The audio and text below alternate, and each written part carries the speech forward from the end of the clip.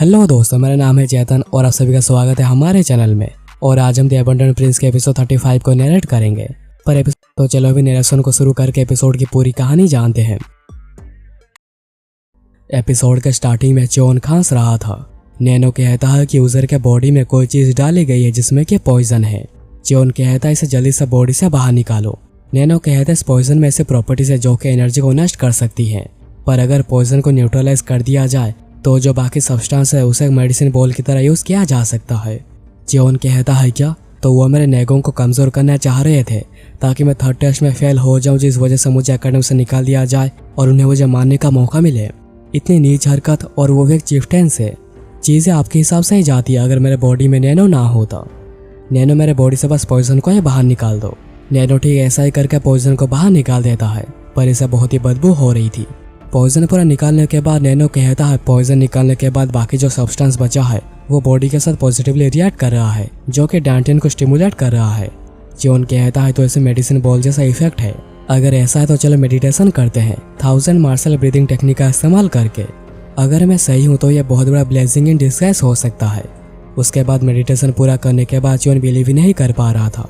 मैं बिलीव ही नहीं कर पा रहा, मेरी नेगोंग 60 ईयर्स से बढ़कर 90 ईयर्स की हो गई है। बायगो ने मुझे कोई छोटा मोटा तोहफा ने बहुत ही बड़ा तोहफा दिया है, पर मुझे अभी भी भरोसा नहीं हो रहा है कि पॉइजन क्लैन इतना प्रोटेक्ट करेगा। मैं सच में बहुत बड़े प्रॉब्लम में होता अगर मेरे पास नैनो ना होता, और ये सब हो रहा है मेरे मिस जजमेंट की वजह से।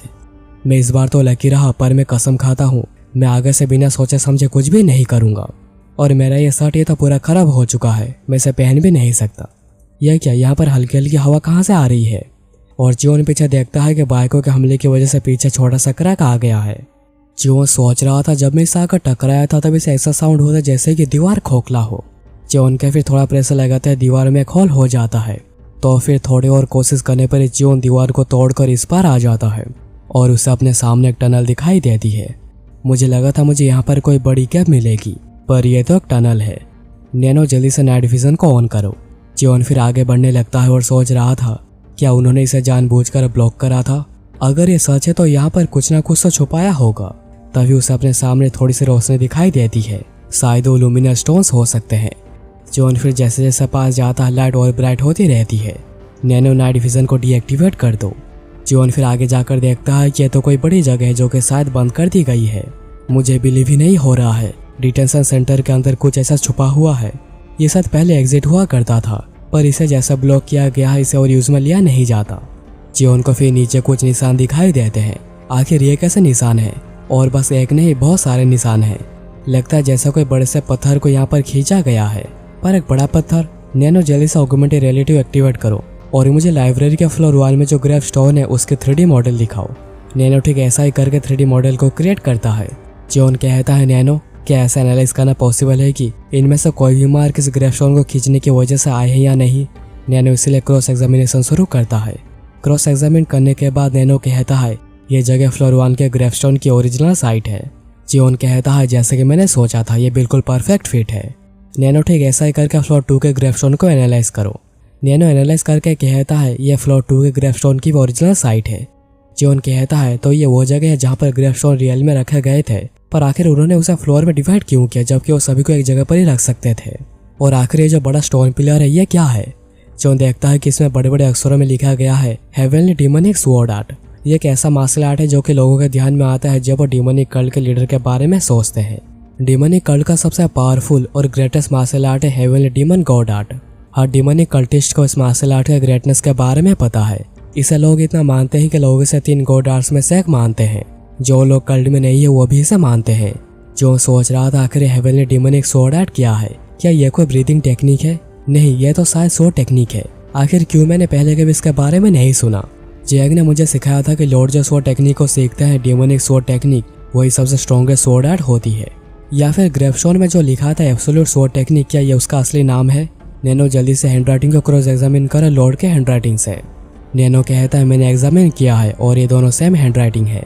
जियोन को याद आता है कि लाइब्रेरी के गार्ड ने कहा था। जो सोच रहा था तो एब्सोल्यूट स्वॉर्ड टेक्निक का नाम पहले हेवनली डिमन एंसेस्टर का हेवनली डिमोनिक आर्ट था और ये होलसेल ड्रैगन को फॉर्म कर रहे हैं। मैं सोच रहा हूँ आखिर ये क्या है? आखिर क्या कहने की कोशिश करी गई है? क्या इसके भी कैरेक्टर्स के नीचे जो होल्स है उसे कुछ पता चल पाएगा? अच्छा तो इसमें टोटल 24 होल्स है। शायद हेवनली डीमनिक आर्ट स्वॉर्ड में 24 है। मैं तो और किसी दूसरे कनेक्शन के बारे में सोच भी नहीं पा रहा। इसका कुछ तो मतलब होना चाहिए। और आखिर हॉर्सर ड्रैगन का शेप बना क्यों रहे हैं? एक राइजिंग ड्रैगन, हाँ यह हो सकता है। एक सीक्रेट को लाइट में छुपाना अंधेरे के बदले सच में उनके दिमाग को मानना पड़ेगा। पर एंसेस्टर कुछ पीछे छोड़ जाएंगे, उसे हासिल करना आसान नहीं होगा। नैनो क्या तुम इस ब्राइट को कम कर सकते हो? नैनो इसलिए एंटी लाइट मोड को एक्टिवेट करता है और जॉन को लाइट कम होने की वजह से दिखता है कि पिलर में ल्यूमिनस स्टोन में कुछ लिखा गया है। मैं ये बिलीव नहीं कर पा रहा, इन छोटे छोटे ल्यूमिनस स्टोन में कुछ लिखा है। फाइनली मैंने एक खोज कर ली है नैनो। एक ल्यूमिनस स्टोन में जितनी भी राइटिंग है उन्हें स्कैन करो और स्कैन करके उनका 3D मॉडल क्रिएट करो ताकि मैं उन्हें अच्छे से देख सकूं। नैनो फिर ठीक ऐसा ही करता है और जॉन सा राइटिंग्स को पढ़ पा रहा था। चलो पहले उन पत्थरों को निकाल देते हैं जो कि मार्शल आर्ट से रिलेटेड नहीं है। नैनो कहता है मुझे इन स्टोन्स में ब्रीदिंग टेक्निक, राइटिंग और ड्राइंग्स मिले हैं, जो सुनकर जॉन पूरा हैरान हो जाता है। तो स्टोन पिलर में जो होल थे उसका मतलब यह था। नैनो दूसरे स्टोन्स को हटा दो, बस 24 स्टोन्स को छोड़ के। नैनो ठीक ऐसा ही करता है और जॉन उसमें लिखा गया टेक्स्ट को पढ़ के कहता है ये टेक्स्ट ब्रीदिंग टेक्निक के लिए है, पर इसमें कहा गया है कि स्पेसिफिक मूवमेंट के साथ बॉडी में नेगों को स्पेसिफिक ब्लड पॉइंट से गुजरना होगा। ये मूवमेंट्स तो बिल्कुल ही सिमिलर है जो कि ग्रेवस्टोन में मिले थे। मैं ये बिलीव ही नहीं कर पा रहा। ये चाहता है कि मैं ब्रीदिंग टेक्निक को परफॉर्म करूं एग्जैक्ट सेम मूवमेंट का इस्तेमाल करके जो कि हेवनली डीमनिक स्वॉर्ड आर्ट के टेक्निक में है। नॉर्मल ब्रीदिंग टेक्निक से तुम की को कंट्रोल कर सकते हो जब तुम अपने पैर को मोड़कर बैठ जाओगे और इससे तुम आसानी से ब्रीथ कर सकते हो, पर यह तो काफी अजीब है। पर लगता है मुझे ये ट्राई करना ही होगा।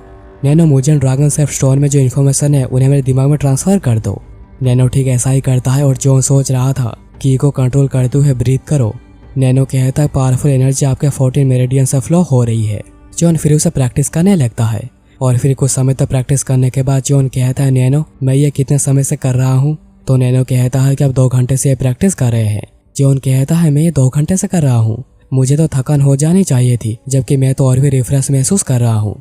ऐसा लग रहा है मेरी की और भी फास्ट मूव हो रही है जितनी बार भी मैं मूवमेंट्स को रिपीट कर रहा हूँ। नैनो कहता है बिल्कुल, एनर्जी सर्कुलेशन बहुत ही फास्ट हो गई है। जॉन कहता है सच में? तो क्या मुझे ये ट्राई करना चाहिए? और फिर जॉन कोशिश करता है और सक्सेसफुल होता है। जॉन कहता है फास्टर की फ्लो की मदद से मैं बहुत आसानी से ब्लेड को समन कर पाया। मैं तो इसे 1000 मार्शल आर्ट टेक्निक से भी कंपेयर नहीं कर सकता। तो ये होते true absolute breathing technique. Sword movement और ब्रीदिंग टेक्निक को एक ही साथ यूज करना, शायद इसी वजह से इसे स्वॉर्ड आर्ट कहा जाता है। द हेवनली डीमन एंसेस्टर सच में गॉडली बीइंग थे। जॉन फिर बो डाउन करता है और कहता है डियर एंसेस्टर प्लीज आपके अनवर्दी डिसेंडेंट के बॉस स्वीकार करिए। फिर सीन कट होता है 4 दिन बाद जंगल में। जॉन के ग्रुप बैठकर डिस्कशन कर रही थी। गोवांग कहता है हमारे करंट इन्फॉर्मेशन के हिसाब से ब्लेड क्लान यूजन के पास अभी 4 नेम टैग हैं, स्वॉर्ड क्लान क्यूंगोन के पास 2 हैं और नाइहिलिटिक क्लान कैडर सामाचक के पास अभी 2 हैं। उनके अलावा 7 और लोग हैं जिनके पास नेम टैग है, तो अभी टोटल 11 ग्रुप लीडर्स हैं। ह्योबोंग कहता है ये अनबिलीवेबल है, अभी बस होजिन के पास एक नेम टैग बचा है। गोवांग कहता है मैं भी बिलीव नहीं कर पा रहा, मेरा डर सही होते जा रहा है। ह्योबोंग कहता है अभी बस 3 लोगों के पास ही आधे से ज्यादा नेम टैग है और ना ही कोई उन्हें क्रिटिसाइज कर सकता है और ना ही कोई उनसे लड़ सकता है, और ये सब इसलिए हो पा रहा है क्योंकि वो सभी बहुत ज्यादा स्किल्ड है। गोवांग कहता है अकॉर्डिंग टू द र्यूमर्स वो सभी प्रोफिशिएंट एक्सपर्ट मार्शल आर्टिस्ट हैं या फिर ट्रू एक्सपर्ट मार्शल आर्टिस्ट, क्योंकि वो अपने पावर का इस्तेमाल कब से करते आ रहे हैं। एक्सपर्ट लेवल में भी 3 सब लेवल होते हैं, इनेफ्ट देन प्रोफिशिएंट देन ट्रू। दूसरे कैडर्स कह रहे थे शायद ये सब हमारे लिए और भी खराब हो सकता है, पर अच्छी बात है कि हमारे ग्रुप में जो फालतू लोग थे वो सभी निकल गए हैं, जैसे कि वोंगचुंग और होडाई म्यू। ह्योबोंग कहता है उन्होंने जैसे सुना कि हमारे लॉर्ड ने जोंगसुम के डेंटिन को डिस्ट्रॉय कर दिया है, वो अचानक से अजीब से हरकतें करने लगे। उन्होंने तभी कहा था कि हम रहना तो चाहते हैं पर हमें लगता नहीं कि अभी यहाँ पर कुछ भी ठीक हो सकता है। उन्होंने हमारे ग्रुप को छोड़ दिया जैसे उन्हें हमारे लॉर्ड के पनिशमेंट के बारे में पता चली। उन्हें बस अपॉर्चुनिटी चाहिए, क्या पता वो दूसरे ग्रुप में भी क्या कर रहे होंगे। क्या मैंने ये बातें करके तुम सभी का मूड खराब कर दिया? चलो इसके बारे में नहीं सोचते। हमने भले ही 2 बुरे लोगों को खो दिया है, पर हमारे पास बाइक है जो कि 100 लोगों के बराबर है। बाइक कहता है सब फालतू बातें मत करो। गोवांग कहता है यह बात सच है, बाइक अगर तुम नहीं होते तो हम और हमारा यह ग्रुप पूरा बिखर चुका होता। ओजोंग कहता है गोवांग सही कह रहा है, अगर तुम 4 दिन पहले किकस्टार्टर को हरा का नेम टैग नहीं लेते तो हमारा यह ग्रुप पूरा ही बिखर जाता। हमारे ग्रुप को बचाने के लिए तुम्हारा बहुत बहुत शुक्रिया बाइक। बाइक कहता है मेरे ऊपर कैडेट 7 का कर्ज था और इसलिए मैंने मदद करी, पर क्या पता वो मेरी हेल्प लेगा भी या नहीं। गोवांग कहता है अगर हमारे लॉर्ड तुम्हें पसंद नहीं करते तो वो तुम्हारी मदद कभी नहीं करते। बाइक कहता है वो तो तुम सही कह रहे हो। वेल हमें बातें बंद करके प्रैक्टिस करनी चाहिए, हमारे लॉर्ड कल फाइनली आ जाएंगे, तो हमें जितना हो सके उतना 7 डीमन स्वॉर्ड को सीख के रखना चाहिए ताकि हम लॉर्ड के ऊपर से थोड़ा बर्डन कम कर पाएं। फिर ट्रेनिंग करने के बाद डिनर के समय जब सभी डिनर करने जा रहे थे, बाय कहीं और ही जाने लगता है। गोवांग कहता क्या तुम डिनर स्किप कर रहे हो? बाय कहता है मैं नॉर्मली लंच स्किप करता हूँ और बस डिनर ही करता हूँ, पर आज मैंने तुम लोगों के साथ लंच कर लिया था तो इसीलिए मैं नहीं खा रहा। गोवांग कहता सर मुझे भी ये मील स्किप कर देनी चाहिए। ऑल्दो तुम टेम्पररी हो पर तुम मेरे लीडर हो और मेरा काम है मेरे लीडर को हमेशा प्रोटेक्ट करना। बाय कहता है मैं डायरेक्ट ट्रेनिंग फैसिलिटी में जा रहा हूँ तो तुम लोग मेरी चिंता मत करो, और ऐसे भी ट्रेनिंग के बाद हम सब एक साथ ही डोर में वापस जाएंगे, इसलिए मेरी चिंता मत करो और जाकर मिल एंजॉय करो। गोवांग सोच रहा था उसे आखिर क्या करना चाहिए, पर दूसरों को पता है कि वो खाना खाना चाहता है। गोवांग दुविधा में था कि वो खाना खाए या फिर ड्यूटी करे। तभी ओजोंग कहता है गोवांग तुम जाकर खाना खाओ, मैं और ह्योबोंग लीडर का ध्यान रखेंगे। बाय कहता है क्या तुम खाना नहीं खाओगे? ओजोंग कहता है एक में स्किप करने से कुछ भी नहीं होगा। हम लोग आए हैं क्योंकि आप हमारे टेम्पोररी लीडर हैं, तो हम नहीं चाहते कि आपके ऊपर कोई भी हमला करे। बाय कहता है तुम लोग बहुत ही चिंता करते हो, जब जोन बाहर आएगा लगता नहीं कि वो शांति से खाना भी खा पाएगा। ह्योबोंग सोच रहा था मुझे तो खाना खाना है पर मैं खाना नहीं खा पा रहा। फिर फैसिलिटी के सामने पहुंचने के बाद बाय कहता है तुम दोनों को मुझे फॉलो करने की जरूरत नहीं है क्योंकि मैं अभी एक्सपर्ट ट्रेनिंग फैसिलिटी को यूज कर रहा हूँ। तभी बाइक को सेंस करता हुआ उन दोनों को पीछे हटने को कहता है। ओजोंग कहता है क्या हुआ? तभी उन्हें बहुत सारे कैडेट्स घेर लेते हैं और उन सभी के पास एक एक वुडन स्वॉर्ड थी। बाइक कहता है वो अपने साथ वुडन स्वॉर्ड लेकर आए हैं, ऐसा लगता है कि वो साथ यहाँ पर पहले से हमारे इंतजार कर रहे थे। ह्योबोंग फिर कैडेट को देखकर कहता है ये तो हाहिल मियोंग है, और ये एपिसोड यहीं पर खत्म हो जाती है। तो दोस्तों ये था आज का एपिसोड। तो जल्दी से कमेंट करके बताओ कि तुम्हें ये एपिसोड और मेरी नरेशन कैसी लगी, और अगर तुम्हें मेरे एफर्ट्स पसंद आए हैं तो चैनल को सब्सक्राइब करके बेल आइकन कॉल पे सेट कर देना ताकि तुमसे ऐसी वीडियोस मिस ना हो जाए।